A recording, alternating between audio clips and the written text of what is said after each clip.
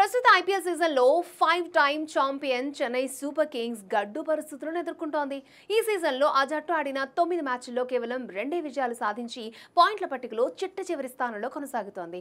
ఈ సీజన్లో సీఎస్కే అధికారికంగా ప్లే ఆఫ్స్ రేస్లో ఉన్నప్పటికీ అది ఆచరణలో సాధ్యం కాకపోవచ్చు. ఆ జట్టు తదుపరి ఆడబోయే 5 మ్యాచ్ల్లో భారీ తేడాతో గెలవాలి.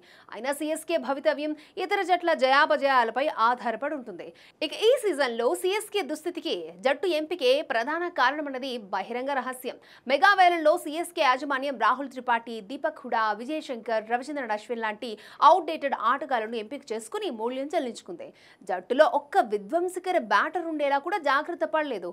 బౌలింగ్ విభాగంలో పర్వాలేదు అనిపిస్తున్న ప్రతి మ్యాచ్లో వారి నుంచి ఆశించడం అత్యాసవుతుంది. అయితే ఈ సీజన్లో సీఎస్కే పేలవ ప్రదర్శన నేపథ్యంలో ఆ జట్టు తాత్కాలిక సారథి ఎంఎస్ ధోని భవితవ్యంపై కూడా మరొకసారి చర్చ స్టార్ట్ అయింది. ధోని కాస్తో కూస్తో ఫామ్లో ఉన్నప్పుడే హుందాగా తప్పుకునుంటే బాగుండేదని చాలా మంది అభిప్రాయపడుతున్నారు. వయసు మీద పడ్డంతో ధోని తన పాత్రకు అస్సలు న్యాయం చేయలేకపోతున్నాడని విశ్లేషకులు కూడా వాదిస్తున్నారు.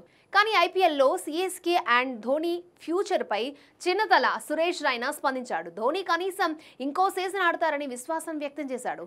సీఎస్కే వచ్చే సీజన్లో మెరుగైన ప్రణాళికతో ముందుకొస్తుందని ఆశాభావం కూడా వ్యక్తం చేశాడు. ధోని తన బ్రాండ్ మరియు ఫ్యాన్స్ కోసమే క్రికెట్ ఆడుతున్నాడని అన్నాడు. 43 ఏళ్ల వయసులోనూ బ్యాటింగ్, వికెట్ కీపింగ్తో పాటు కెప్టెన్సీ బాధ్యతలు కూడా మోస్తూ సీఎస్కే కోసం అహర్నిశలు శ్రమిస్తున్నాడని చెప్పుకొచ్చాడు.